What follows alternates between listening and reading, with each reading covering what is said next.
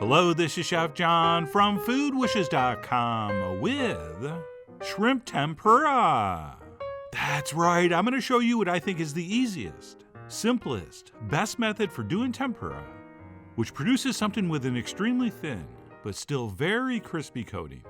So if you were hoping for those giant cigar-shaped shrimp tempuras that are like 3 times more coating than shrimp, then this is not for you. And by the way, if you're not into shrimp, this technique will work with many other things, but shrimp is definitely my favorite. So with that, let's go ahead and get started by prepping our shrimp. And what we need are some nice large, very dry, peeled and deveined shrimp, which are usually sold with the tail still on, which is what we need. And if your shrimp weren't peeled and deveined, there's like 1,000 videos for how to do that.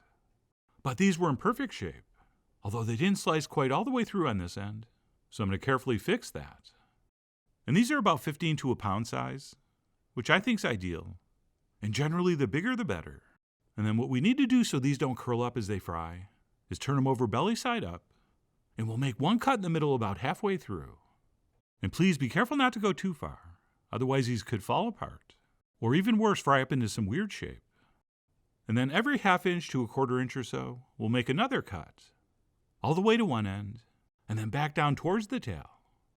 And the whole reason for doing this, besides creating extra surface area for that batter to grab onto, is this will prevent those muscle fibers from contracting, which is what would cause the shrimp to curl up. And if it does curl up, that batter in the center will never get crispy. Not to mention they just don't look as good.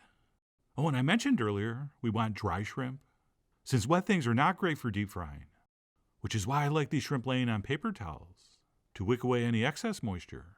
And sure, some people cheat and dust these in starch before they coat them in the batter. But if your shrimp are dry, you don't have to.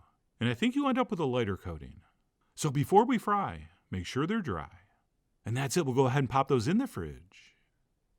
While we move on to make an extremely simple batter, which begins with some self-rising flour, which yes, you can make with just regular flour and baking powder, but self-rising flour is milled extremely fine, which makes it absolutely perfect for this. And then to that, we will add an equal amount of potato starch. Or if you can't find it, cornstarch will work, or rice flour. But you can find potato starch. It's in the section with the gluten-free flours. And then we'll also want a little touch of salt. Plus, I'm going to add a few shakes of cayenne, since that's just what we do. And then before we add our last ingredient, let's go ahead and take our whisk and make sure all these dry ingredients are evenly mixed. At which point we'll stop and add our one and only wet ingredient, some ice-cold sparkling water. Or club soda.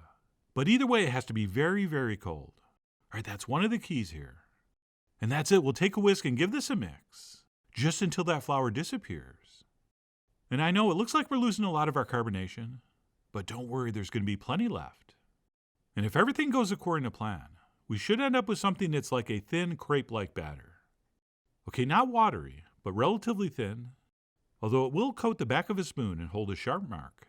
Oh, and very important, make sure your oil is hot when you do this, since as soon as this is done, we have to dip our shrimp and get them into that hot oil. So I'm going to go ahead and do 3, which I think is the perfect appetizer size portion. And we'll go ahead and dip those in, and then sort of lean the tail against the side of the bowl so it's easy to grab. And that's it. We can now very carefully transfer those into some 375-degree oil, where we will cook these for about 3 minutes, until lightly golden and beautifully crisp. And as you place these in, be careful not to put one right on top of the last one you put in, because they can and will stick together if you do that. Which reminds me, after about 45 seconds or so, I like to get in there with my strainer to make sure they're not sticking. And these weren't, but it's good to check. And as you could probably see in the oil, I did do a few test batches. Which reminds me, if you're going to fry a lot of these, you'll want to skim out those fried bits every batch or two. Otherwise, those dark pieces will stick to your tempura, and it will look like something went wrong. And that's it. After about 3 minutes, we'll go ahead and fish those out and place them on a paper towel so they can drain on the way to the plate. And fair warning, it took me forever to get these arranged how I wanted. In fact, I had to even do some time lapse, but that will give me a few seconds to explain what that dipping sauce is, which I'll include in the written recipe. But all that is 2 parts dashi to 1 part mirin and 1 part soy sauce. But anyway, I finally got those where I wanted. And after taking a few contractually obligated pictures, I grabbed a fork so I can let you listen to how crispy these are. Oh yeah, fork don't lie.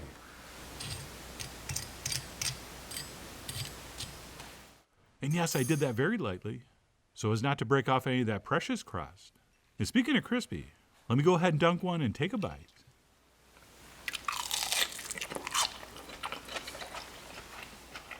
And that, my friends, is my idea of the perfect shrimp tempura. All right, perfectly cooked, sweet shrimp, covered in something extremely crispy, but also very, very thin. All right, unlike some other methods, the star here is the shrimp, not the coating. And while it does, of course, add an important textural element, it is in no way supposed to overpower the shrimp. Oh, and if you're not into the traditional dipping sauce, which I believe is called tensuyu, feel free to use anything else you would dip fried seafood into. I mean, you are, after all, the Ace Ventura of how to serve your tempura. And if you did a little detective work, you would realize I was probably supposed to grate some daikon radish in that dipping sauce. But the smallest one at the store was the size of a tree, so I just went with the basic dip. But anyway, that's it. How I shrimp tempura, no matter what dipping sauce you use, or whether you do shrimp or not, and I really hope you do. I just absolutely love this method. So simple, fast, and easy. Which is why I really do hope you give it a try soon. So please follow the links below for the ingredient amounts, a printable written recipe, and much more info as usual. And as always, enjoy.